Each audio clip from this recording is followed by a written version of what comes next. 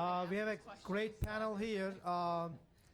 It's mixed with the Pittsburgh University with double major in finance and marketing, and also minor in economics. He's working now for Morgan Stanley as a financial advisor associate, and enjoys playing baseball, basketball, and golf. And he likes to exercise 5 times a week, unlike me. So, our second guest is Bill Schaupp. Bill is currently the Global Finance Director of the fiberglass business unit of PPG Industries. And he joined PPG in 2008 as the Manager of Financial Reporting and was the Assistant Corporate Controller until March of 2015. He began his career at 1998 at Price Waterhouse, where he was a senior manager in their audit practice, and spent 3 years at Madeline Incorporation. Bill holds an undergraduate degree in finance from Robert Morris and is a certified public accountant. My third guest is David Thompson. David has a BA in economics and MBA from the University of Pittsburgh. He started his career as a financial analyst with the Board of Governors of the Federal Reserve System in Washington, D.C. In 1977, he joined Price Waterhouse as a consultant and worked on several engagements, including an assignment in Indonesia with the National Oil Company. He joined Mellon Bank in 1980 and served in a variety of roles, and most recently as the Chief Operational Risk Officer for Bank of New York Mellon. He retired in 2013 and now works as a consultant to startup businesses. He has a CPA and CFA. My fourth guest is Dave Cipollone. He's JLAudit Audit Manager with the Novitas Solutions Incorporation in the healthcare, and he is in the healthcare business for 29 years, and the provider audit manager for Novitas, which is a division of Florida Blue.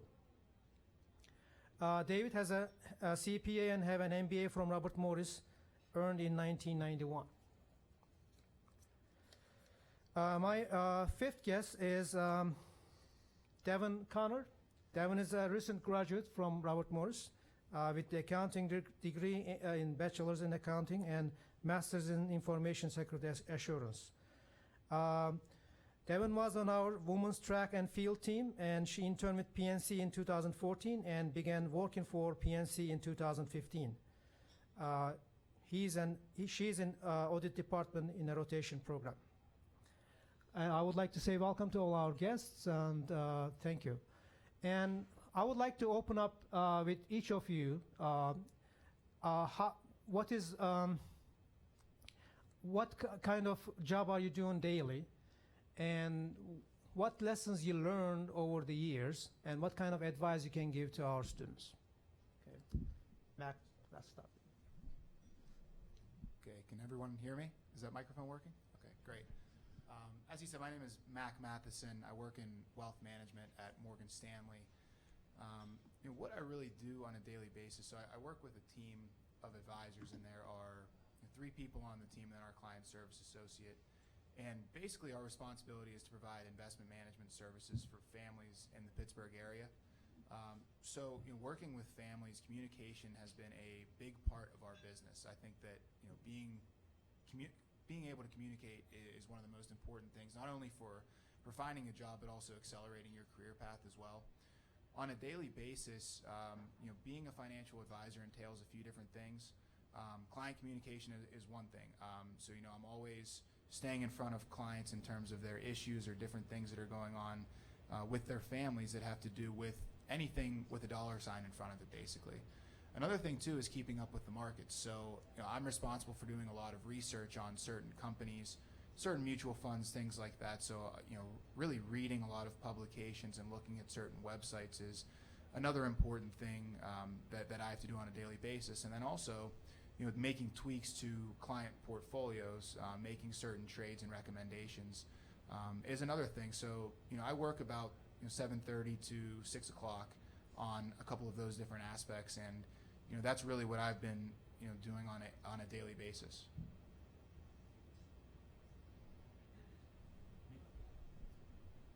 Okay, good afternoon. So I'm currently a finance director for one of PPG's businesses. PPG is a big company based here in Pittsburgh, the big glass building with the 4 points on it. We have 11 businesses. I'm the head finance person for the fiberglass business. So what I do on a daily basis is work with our commercial people, our engineers, our technical people. I'm the finance guy. So engineers aren't finance people, so they need help as to why they would want to do something, what the impacts would be. So I'm responsible for the results of the business. I'm responsible for reporting those results up to corporate. Corporate summarizes all 11 businesses, and then you hear PPG reports their earnings. So I'm one piece in all of that. But capital spending for the business, weigh in on finance matters for the strategy of the business, and then day-to-day what's going on with receivables, inventory, customers, all kinds of stuff. So I touch a number of different areas. I wasn't sure, were we supposed to talk about anything else right now? You said maybe some lessons we learned, or? Yes, I mean, how did you get into where you to the company? I mean, what does it take, and what does it take to succeed? I mean, maybe we can do this in another round, but if you want to address those now. Well, I'll go with what Max said, and communication is important. So I started in public accounting, where I was an auditor. When you're an auditor, nobody wants to talk to you ever, right? So you have to win people over almost immediately because they don't want to deal with you. So from my early stages, I've been talking to people who really don't want to talk to me about things they really don't want to talk about. So I've worked very hard to be able to convey the concepts that you're learning today in your classes, and talk about them to people who maybe don't want to talk about them with you or aren't that interested with you. So I think, like Max said, as a finance person, you have information that people need, and how do you share that information with them is important. And the better you are at sharing that information, the more value they see in you, and the more likely you are to see some success. Good for now?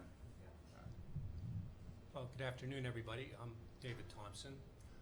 Since I retired from Bank of New York Mellon 2 years ago, I've been working as a part-time consultant, and I was the chief financial officer for a startup technology company. But over my 34 years at Bank of New York Mellon, I mean, I was an accounting major. Before I started at Bank of New York Mellon, I worked for the Federal Reserve Board. I worked for Price Waterhouse. And as I got into accounting, I really didn't like auditing. I wanted to be in the business side, and my accounting background really helped me a lot in my career and gave me an advantage over other people I was competing with in all of my jobs. I started at the bank in the credit review group, which is kind of like an audit group, but it also handled workout problem loans. Having the accounting ability to go into a company and look at the books and records and figure out if they can pay you back, what the cash flow is, was a big advantage. And then throughout my 34 years, I always had an idea what I wanted to do, and I never quite got to do it. They always asked me, well, can you do this? You know, can you work on this problem loan? Can you go into this part of the bank? And I did it, and it really worked well for me. So my advice would be to be really flexible in your careers. Take on the hard job. If you do a good job, people will notice you, and that'll really work well in your future. Just be real flexible about where you go. Your path can really lead in a lot of different directions. The other advice I would give is really work hard to improve yourself. Be open to managers that want to identify areas for improvement, and then work on those areas. I was a Little League baseball coach, and the kids that could really hit, they wanted to hit. They didn't want to practice fielding. They didn't want to practice bunting. So, look at the areas that you can improve. Really work on those. And I guess the last thing I would say is how you conduct yourself in the business workplace. Everybody's kind of watching you. And one of my favorite quotes is from Mark Twain. You're never wrong when you do the right thing. And people that really conduct themselves up front with integrity really do much better over the course of their careers. Hi everybody, my name's Dave Cipollone, and what I have like a little I drew like a team, who's on first, who's on second. You mind if it might take me 5 minutes to go through it? Is that okay if I Sure, do? yeah. Okay, I mean, if I go too long, just cut me off.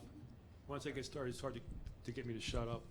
Okay, my name's Dave Cipollone. I work for Novitas Solutions, which is a division of Florida Blue Cross. So you're asking, well, what am I doing up here if I work for Florida Blue Cross? Why, I should be down in Florida. But the reason why is we used to be a division of Highmark. And if you know, Highmark bought Allegheny Health Network, all right? And so they bought hospitals. And what we do is we audit hospitals. So if you own the hospitals, then you can't really audit them. So therefore, Highmark sold us, and now we work for Florida Blue. So what do we do? What does Novitas do? We're a Medicare administrative contractor for the federal government. Okay, Medicare, all we do is Medicare. Medicare is a federal program, but they don't hire federal employees to do the work. They hire us. They hire different Blue Cross plans throughout the year. Now, about 10 years ago, everything got consolidated, so there's only about 5 or 6 of these places left. So every hospital, what they do is in this area, except for a few counties in Florida, this is as far as age goes, Allegheny County is one of the oldest counties in the world. I think Fort Lauderdale, Miami might be older. But therefore, Medicare and Medicaid are more than half the revenues of all the hospitals in this area. So the hospital has to fill out a cost report, a Medicare cost report. And they might get $400 million from Medicare. And what the cost report does is it's a summary of how much it costs to take care of Medicare patients and how much they were paid so far. At the end of the year, we come in, we audit them, we adjust their costs, we adjust their payments. A lot of money changes hands. For the most part, everyone hates us because we're the people that take money off. They say, we paid you too much, this cost is unallowable, this cost is unallowable. So I got used to that a long time ago, so it doesn't bother me anymore. But that's basically it. So who do we hire? We hire a wide variety of people. Some people right out of college, if they're an accounting degree, business degree.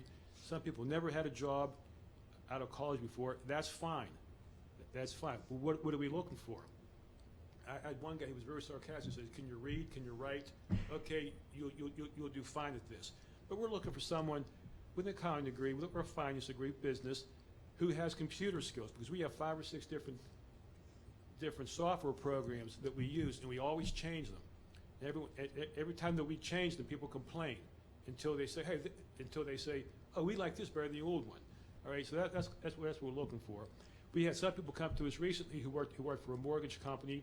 One person was an electrical contractor. He'd do estimates for electrical contractor. One person parked cars at a hospital, but he had an accounting degree, and so we hire him. That's the kind of person we're looking for. And as far as advice, I was on a surfing trip in Hawaii years ago, and this Hawaiian guy told me the Hawaiians think it's bad manners to give people advice, but it's perfectly fine to tell them about your experiences. So I would rather do that. And so, I was just in this other room, they're talking about millennials. You guys mostly millennials, is that like 20, 21, 22, right? I'm a baby boomer, that means I'm on my way out. I'm an old man. But you're young, don't let that, if you're interviewing someone and he looks like your grandfather, don't let him intimidate you, because he probably has a grandson your age or a son your age, and so he can relate to you. I tell people, I'm an expert on young people. Well, how come, Dave? How can you be an expert on young people? Because I used to be young, so I know what it was like to be 22. I still remember. It wasn't always nice. Some of it was painful, but don't be intimidated. I tell the story about we just hired somebody.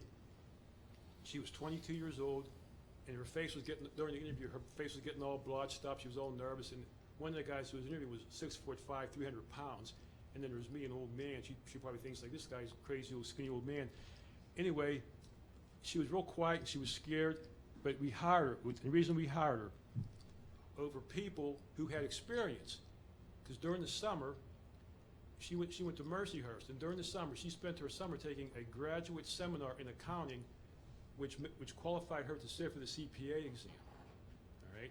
And other people, well, what did you do in the summer? Well, I graduated, and I was on this golf. I went to this golf outing, but she actually went to school, and that impressed me. So we hired her as opposed to other people. So if you have an interview and someone asks you, will you sit for the CPA exam? You should always say yes, because if you say no, if the guy had a button with a trap door, he'd push it, and you're sitting there, he'd push it, and you go to the floor. But you always say yes, because that's what people are looking for. Well, if you have the ability and the discipline to sit for the CPA exam, then you probably have, and if you show that same discipline here at work, you will be fine. You will be successful. All right. So I'll shut up for a minute. Okay. My name's Devin Connor. Some people I know, I come back and they're like, oh, your name changed. Yes, I got married over the summer. I was Devin Peace, if that rings a bell for anyone. I work at PNC. I'm in the rotational program for internal audit. It's a 12-month program, and that you rotate through the different teams within internal audit. Currently, I'm on the IT audit team due to my background with having the Master's in Information Security and Assurance. But I was on the shared services team for a few months as well, which that's more true accounting. I know this is a finance day, so I want to touch on that. So there's actually quite a few people in internal audit at the bank that do have finance backgrounds. Internal audit is not what you'd think of as true accounting. It's not like external auditing at all. It's more about assessing the risk. So you don't have to have a true accounting background to do internal audit. There's a lot of teams within the bank that some of them having the finance background is actually quite helpful. For example, there's a Bank Security Act anti-money laundering team. There's an enterprise risk team, the shared services team, which I mentioned. CNIB, which is corporate and institutional banking, where the finance side might come in to be a little more helpful.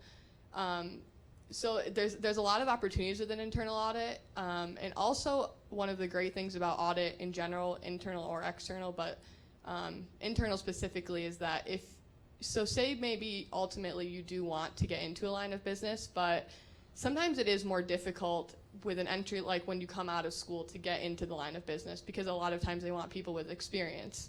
If you join internal audit, you get to learn so much about the bank as a whole.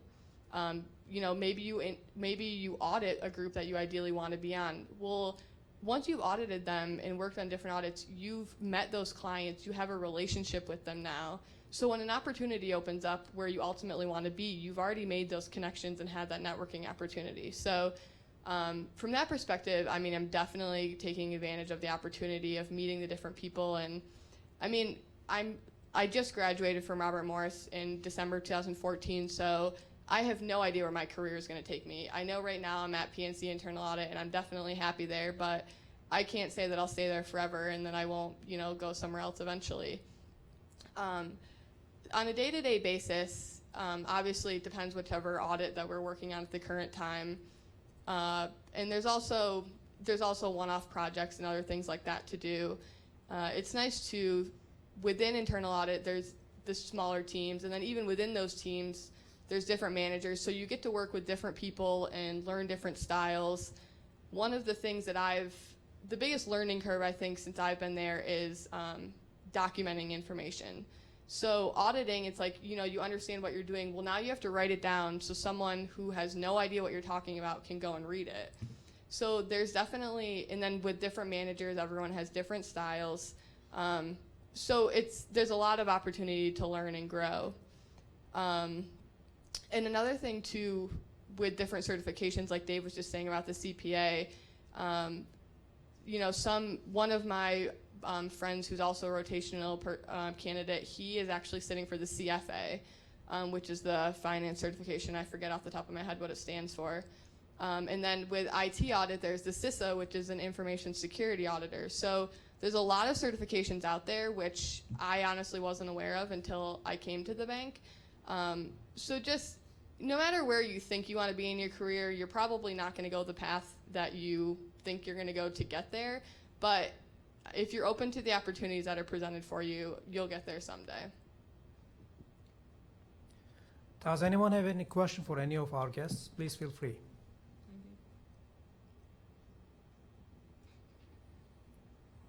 Okay. How do you pronounce your last name? Schaupp. Okay, well I have another question. That wasn't my question. Have you had to kind of gain an understanding of the technical side of the company that you oversee financially, or does that just not really interfere with what you do over there? Yes and no. So at first, he asked if I needed to get a understanding of the technical side of the business that I'm overseeing now. And I said yes and no, so I'm waffling already. But it is it's fiberglass, which is incredibly technical, and depending on the application you put on the glass, it changes the whole type of product that it is. So we have multiple PhDs that work for us that try to explain this stuff to me, and I say I'm the finance guy. I'm not going to ask what you do in the lab, so you don't ask what I do with the finances. But I've only been there a year. I've been a corporate person all my career up until now, but it is becoming more and more helpful if I at least know what it is they're talking about. So I would say I'm probably slightly more educated in it than all of you, but I'm better than I was a year ago, and it does help. But ultimately, when you're in finance or accounting, we used to joke at PricewaterhouseCoopers because they said, well, you audit healthcare clients or you audit manufacturing. I don't care. You provide a service or you make a product, and we can do the accounting for it. And you begin to learn the intricacies as you go. But it's helpful to learn to talk the language with them. It's helpful to be able to at least have somewhat of an understanding of what they're talking about. But that's not my specialty. Because again, you guys are all future finance people, future accounting people. They don't understand what journal entries are. They don't understand why it's bad to pay high rates of interest. They don't understand you have sales in euros that get translated to dollars. They don't know what that means. Now, they have equations that I can't even read, let alone tell you what they do. But you guys are developing a skill set and you're bringing that to a business. But it helps at least when you're able to carry on a conversation. Bill, can I ask you a question? What positions are available in corporate finance? I mean, if they start at a corporation right now, what kind of positions they would have? What would be the title name? What kind of path you would follow in a typical corporation like PPG? Well, that's interesting because we'll call things corporate finance, but they're generally more accounting related. And so if anyone heard in the beginning, I was a finance major, but I went into accounting. I thought I wanted to do what Mac did and do investment advising, but I did an internship. So there's a piece of advice for you, do an internship. I did it and I hated everything about it, but they called them stockbrokers back when I did an internship, and I didn't like that. So I then went into accounting. Accounting led me into corporate where I am today, and now I'm doing things that involve my finance degree. But I would say finance majors, the more you know about accounting, the more marketable you are to a company like PPG, because a lot of our entry-level positions are working at a plant and being an accountant. Devin said shared services, so you go to a shared service locations and process things there for a while. So a lot of our entry-level positions are related to accounting-type things. Once you get past the entry level, you can go into our treasury department. But it's tough. We don't hire a lot of people right out of school into our treasury department. I think we call the jobs finance, but they start as accounting. So that's my push to take more and more accounting classes. And then it could be, like I said, plants, shared service centers. We have some corporate positions where you might, it's going to be more transactional in the beginning, process payables, do account reconciliations, things like that. That's your entry level stuff. Okay, thank you. Any question to anybody? My next question I'm going to ask David to you. Can you tell us a little bit about the BNY Mellon and what kind of opportunities are there available? What does it take to be successful in what you did when you are in BNY Mellon? At BNY Mellon, we're always looking for internal auditors. And, the reason why is because if you're a good internal auditor and you're auditing, let's say, the risk management department, those people get hired into the lines of business or into the staff positions. So always looking for internal auditors. That's a good way to start. You see the whole bank. I agree that it's not so much a financial audit. A lot of it is a process audit. How are things done? Is it safe? Are there controls over what's happening? So I would recommend that. One area that's getting bigger every day is the compliance area of the bank. Everything you read in the newspaper about Dodd-Frank and we need to regulate these banks. There've been a lot of regulations passed since 2008, and the compliance area, it's good to have an accounting background there. It works closely with risk management, and I'd say I probably spent 15 of my years at the bank in risk management, and that's a real challenging and rewarding job because you're really trying to prevent losses into the future. So internal audit is a real good place to start, and risk management and compliance is a really growing area, and having an accounting background is a big advantage there. Thank you. My next question is to Devin. Devin, you are at PNC right now, and I think it's a very desirable company to work for. Can you give us some advice to our students? How can they earn an internship first and then full-time job later on? So, what made, how you were different from your other students? Sure. So I guess I'll start with a little bit of background about myself. So I actually had a few internships before I had my internship with PNC. So once I did intern at PNC, I knew that I liked it, but I also had things to compare it to, which was nice. So I actually interned at Novitas for a summer, which we all realized we knew each other, which was funny. And then I did the Price Waterhouse wealth management tax internship. Realized that I did not want to go into tax, but hey, some people do, but you don't learn unless you do the internship. And then I also had an internship with BDO for external auditing. So I had a few diverse internships. So I had some experience. With an internship, you don't always get into the meat of things, but you get to see enough things that you should be able to get a pretty good idea of whether you'd want to come to work every single day and do that or not. So when I interned with PNC in June, for that June of 2014, I interned that summer. I loved it. I love how PNC has such a great work-life balance. I personally didn't think public accounting was for me. I know that you do get great experience going into public accounting, but I knew personally, I was getting married and I didn't want to spend all my time at work. So that was one of the things that first of all I loved about PNC. But also I really enjoyed the people there. A big part about going to work every day is, do you like the environment? Can you tolerate those people? You're probably spending just as much or more time at work sometimes than you are at home. So do you like those people you're working with? That's very important. And the other thing about PNC, just knowing in the back of my head, is that I know there's a lot of opportunity there. So like I said, I might not stay in audit forever, but that doesn't mean I need to leave the bank necessarily. There's the lines of businesses and so many other areas within the bank to go to. But in terms of getting an internship, so there is internal audit, but there also is an accounting and finance program. They have internships as well.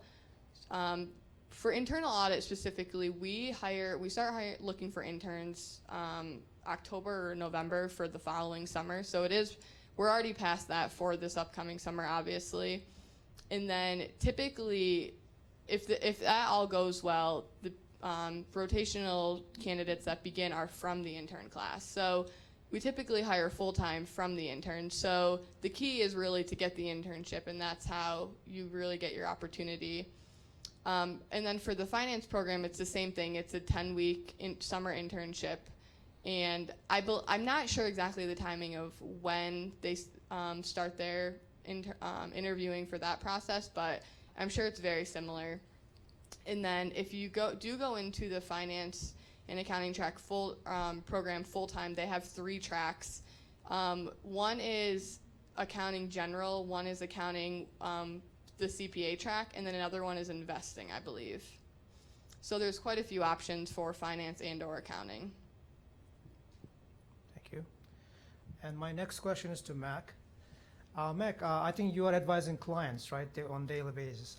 What does it take to be successful in that business, and how do you build your client? I mean, why do you like it, and what aspects it makes you happy, wants to make you do this job on daily basis? Sure. So I think maybe I can get started as to how I got started in the industry and how I built up my book of business from day one. So, it is a finance position, but it's also a financial sales position to some capacity, because the way that you get started with, I'm sorry if I get off track a little bit here, but I'd like to start with the interview process, because I think that it might shed some light on how bigger companies interview for candidates. I had 2 phone interviews and 4 face-to-face interviews before I was offered a position. One of the biggest things, and this goes along with dealing with clients as well, I think, it seems to me that older generations and a lot of the individuals that are doing the hiring I guess they don't really like the fact that younger generations focus on texting and emailing. I think they appreciate phone calls and handwritten notes. So, the one thing that's going through the interview process is, I just simply pick up the phone. I think an email is okay when you're reaching out to someone who is trying to hire you, but I think that having a phone conversation is much more personal. And so that goes along with interviewing and also dealing with clients on a day-to-day basis. An email is just less personal. I think that being on the phone is something that's really, really good. In terms of interviewing as well, I think that dressing sharp is a big deal, especially if you're interviewing for a very corporate position. Be simple. Wear a white shirt or a blue shirt and a solid tie. Shine your shoes. My grandfather always told me to shine my shoes. It sounds kind of stupid, but actually, it makes a difference. It makes you feel confident when you walk into an interview. The other thing too that I always did whenever I interviewed with a couple different companies is I always wrote a handwritten note after each interview, thanking that person for taking the time out of their day to meet with me. I think that is one thing that sets you aside from other candidates in that, that are fighting for that position, because, any position you fight for is going to be competitive. So you need to figure out a way to set yourself aside from all of the other resumes, all of the other candidates, and I think phone calls and handwritten notes are a good way to do that. Now, more towards the question of working with clients and what I enjoy about the job is just that. It's working with people every day. I am not in a job where I sit at a cubicle and deal with the same issues on a daily basis. I have clients calling in constantly. I am always reaching out to people as well, so I'm dealing with different situations on a daily basis. The way that you get started in my line of work is I did a lot of cold calling to get started, and I know a lot of people cringe when they hear that word, and I did too when I first started, but I think that cold calling builds character, especially as a younger person, because you speak with older individuals on a daily basis, and just doing that repetitively, it kind of makes you more intelligent, and it makes you a better spoken individual as well. And I thought that built a lot of character when I was sort of coming up through the ranks.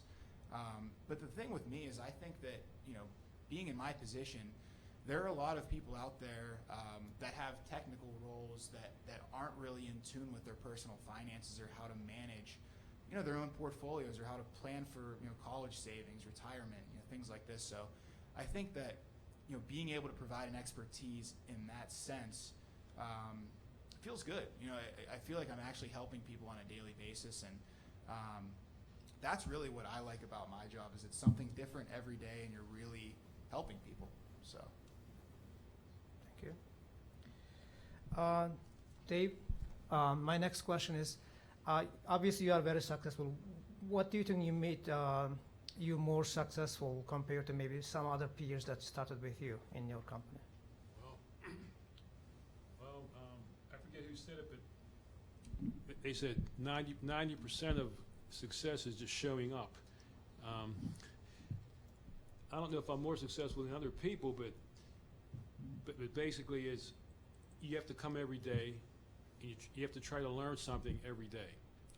A lot of people, when I was starting out, they got into a rut, and there was a new technique, there's new regulations that needed researched, and they would never want to do it.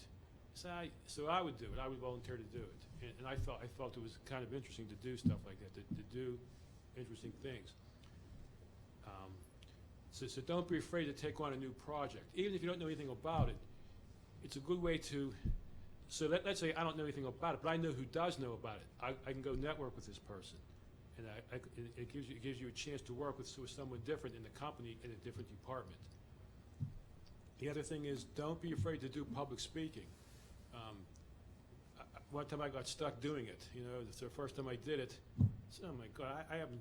When I was in Boy Scouts, I did the Patrick Henry speech. I mean, it was like we had to give speeches for. It was the Patrick Henry. It wasn't a merit badge, but it was Patrick Henry.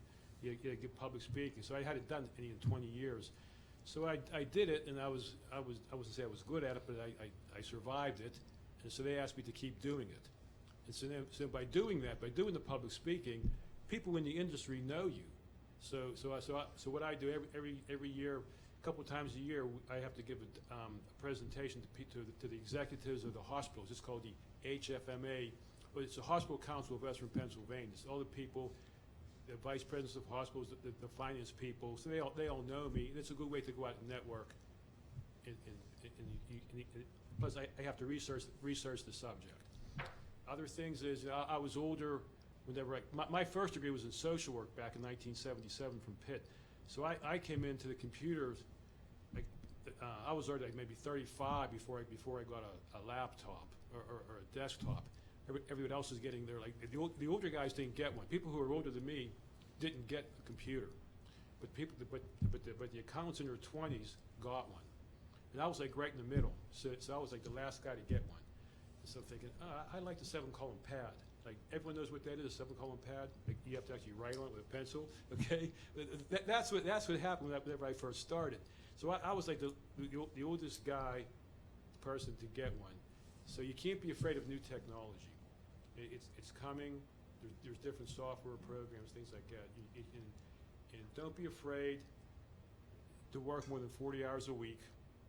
I mean, at my age, I don't want to work on Saturdays and Sundays. But if you're in your 20s and something needs to get done, because my point of view is, if I need something done, and I know that you're going to do it, and I know that you worked on Saturday and Sunday, and then there's a promotion coming up, and then every year we get raises and bonuses. Your manager will know that. Your manager will know who didn't come in on a Saturday during crunch time, and he'll know who did come in. So don't be afraid to bite the bullet when you're young if you want to get promoted. All right. Thank you. Any question? Yep. No. I think some of our students are still juniors. Some of them are freshmen. Most of them are seniors. What they could do here to make positive changes in their lives?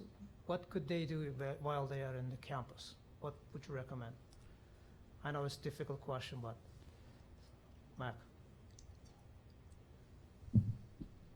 So you're referring to directly on campus? What Yes, I would mean get involved they in? are going to be here another maybe 1 year or 2 years. What they could do and make a difference in their futures? Well, let Is me there ask you, something? is there any public speaking clubs available on campus? Not that I know, no. Okay, because that's a great thing. I'm a member of Toastmasters. My business partner got me involved with Toastmasters about 1.5 years ago, and it's a public speaking organization where we meet every 2 weeks, and you give certain speeches, you get graded on them. I think public speaking is a great thing to do just for general business, because it builds a lot of confidence in what you're speaking about, and you can really convey a message. Especially being in a sales role, you have to portray confidence, and people have to trust you. So if you're well spoken, that's one thing that I think really can be helpful at any age. Whether you're trying to get a job or if you're trying to advance your career, I think that's a great thing to do. I've always been a fan of sports. I think competition's a great thing. So any sort of intramural football, basketball, whatever that might be. I've always been a big fan of competing and teamwork. I think that's huge as well. Those are the only two things I can think of, off the top of my head. Bill, you want to take a shot? Sure. So I'd say, start now becoming the type of professional you want to be, right? Treat your college career like you're going to treat your career after college. So how big's your network here on campus? Who do you know? What do you participate in? What do you do to add new skills to yourself? How are your grades? How are your papers? What are your internships?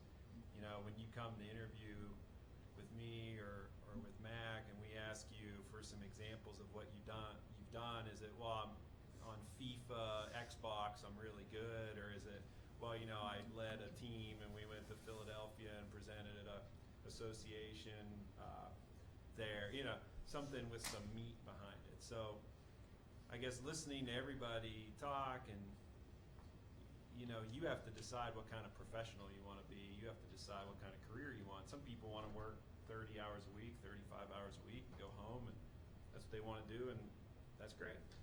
I didn't do that. I mean, I worked at public accounting and then at a large pharmaceutical company and now at a large paint company. So I've never worked under 60 hours a week in my career, but I've loved it. So, I mean, it's what I wanted to do. It's why I was at Robert Morris, but when I was at Robert Morris, I was the same way. I was involved. I took my classes seriously. I took my papers seriously. If there were people on campus, I went and met with them.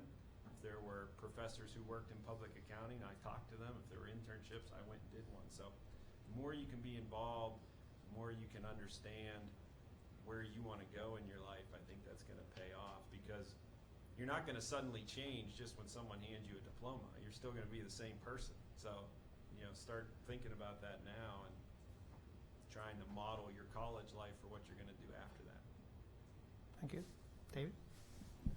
Yeah, early in my career, one of my bosses said, people who read do better in their careers than people who don't.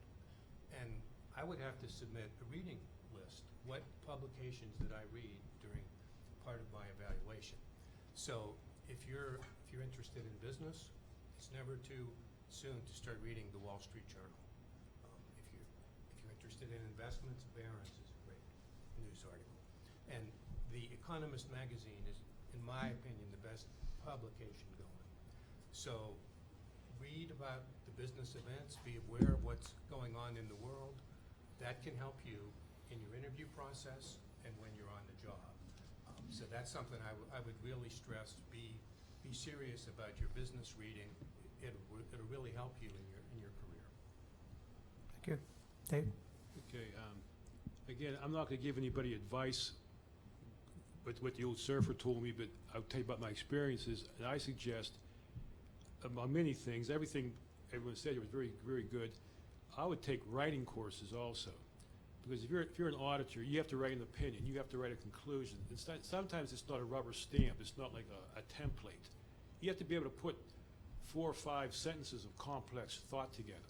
So I had when I was in college, I had 12 writing credits. I had creative writing, writing a short story. And people say, what's that have to do with accounting? But well, you have to write a report. It has to be grammatically correct. You have to know what a preposition is, what the objective case pronoun is. So people will write like, give it to John or I. So I see that, give it to John or I, which would be give it to John and me. So I see bad grammar. And if somebody knows, see the one vice president we had she was a journalism major. So and one director was just, I don't want to say anything bad about him, but he's old now, but he wrote maybe like on an 8th grade level. Like he would have a secretary change it. But she was very strict. So you would have to be able to write, because people judge you a lot of times on your weakest thing that you do. So let's say you say, okay, well, John, he's good, yeah, but did you see that report? The grammar errors, and he had the misspelled words and all that. So I would definitely take writing courses. Like creative writing, you can take, I have no idea what, I graduated in 1977 with writings, but so creative writing and writing for business writing, I would take some of those courses. Also, what I like to see is stuff on your resume would be like, what kind of extracurricular activities did you do? Like, did you like partying every Friday? That'd be fun, but you can't put that on your resume. I mean, but what did you do? What did you do in the community? So I would get involved in some kind of organization that benefits the community, some kind of volunteer, or as someone else said, if there's an accounting club, do that. So, like, Future Accountants of America, whatever, something like that. And the other thing, I would start. I know people my age, a lot of people my age now in the workplace for a long time are sick because of their diet. I would take a course in nutrition. I seriously would, because I see a lot of young people drinking Pepsi all day and eating junk food all day, and I'm thinking, like, you're going to be like my age someday. You're going to be in bad shape. So I would seriously, I'm not joking, the writing classes are very important for your career, and the extracurricular activities, the organization, and your body is who you are. You only have one. So if Robert Boris has a nutrition class, I would definitely take it. Thank you. I think just about everything has been said, but well, you've already done one thing correctly. I mean, you're here today, so take advantage of every opportunity that the university puts together for you to go to, because I was here at the accounting day, so like, for example, I'm here today. If you come up and say hi to me and then I see you again, like, that's another opportunity to network with people that you might potentially work with someday. So take advantage of every event that goes on here at the university. Don't be afraid to get involved in the community as well. And something else that wasn't touched on, and I don't know if it's necessarily goes, but I'll just say it anyways. So be cognizant of what is on social media. I know it sounds silly, but somebody a recruiter, they might not necessarily look at it when they hire you, but so then for example, you start working with someone, oh, let's be friends on Facebook, great. Well, most people, I mean, at least I do, I go and I like to stalk the person a little bit and look at their pictures and go through, and then I'm like, you kind of judge a person a little bit if you see that they were partying all the time in college and they have inappropriate photos. So it's something to think about. Just be aware of what you're putting out there, because it's out there forever. So, it might not affect you getting a job, but, it still can affect the opinion of people have on you if you have silly things out there down the road. Thank you. Do you want to add, any of you, just before the close? Yes. I'll add something in terms of reading. I think reading is extremely important, but there's one thing I actually just picked up on lately. Podcasts. I think podcasts are great. Instead of driving in your car or walking to class and listening to music, which I'm a victim of too. I'm kind of a music guy, so I'm always listening to music. But if you can find podcasts that really talk about current events or business or even just something that you're interested in, I think it's always good to learn something new every day. So, like I said, instead of listening to music on your headphones, maybe tune into a podcast. I think that's a great way to do it. And there's also two websites that I look at as well. Reddit is one of them, and you can actually sort certain articles on Reddit. You can sort by business or finance or accounting. And there's some really great articles on there. And also Business Insider is another great website too. And they're not very long articles. They're actually pretty short. So just wanted to add that. I think those are a couple specific examples that can be pretty beneficial. Okay. Bill, you want to add anything else? Okay. I have one thing. When you graduate, keep in touch with your classmates, and I'll tell you why. Because I interview people, and I make the decision who to hire. So let's if we have openings, and I know, like I'll ask everybody on the staff, do you know anyone who's looking for a job? Okay. If they get back, I won't ask everybody. I'll ask the best people. So if we have like 30 people, I'll get the 15 who I think are best. Do you know anyone who's looking for a job? A classmate, someone who's in the field now who's not happy. Right? And that's where we get a lot of our staff. So we hired John. John's with us for 2 years, and he has a college classmate who took a different route. He's at a CPA firm. He wants to move on. So keep in touch with your classmates. Network. All right. Is there any question? Yes. Elliot, let's start with you. Thank you, Professor. This has been a great panel. My question is for Mr. Mathison. What is your target price in the S&P 500? That's all. I wish I could comment on that question, but I'm not able to due to compliance reasons. So thank you for your question, though. Andy? So you all talked about networking. If I was to come up to one of you right now and try to network, what would you be looking for me to say to impress you?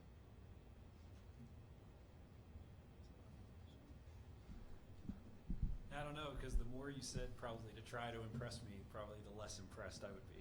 So yeah, it would be more, I would say networking is key when you're genuine, right? And when you're really interested in something. So if you get the chance to talk to people, hey, it's a fine line, right? Because we don't want to be peppered with 50 questions about, well, what's your day like and what do you do here? But it's, I think you can tell when people have a genuine interest or people have a genuine desire to learn about an opportunity or about a company. So your degree of you really mean it would be the key. If you get a sense that someone's just talking to you to check a box to say, hey, I talked to this guy, that's not going to go very far. So just be genuine. What do you want to know from people? What are you interested in? Like Dave said, the more people you know, the more opportunities you have. So be real. Anybody else? Thank you very much for attending, and thank you to all our guests.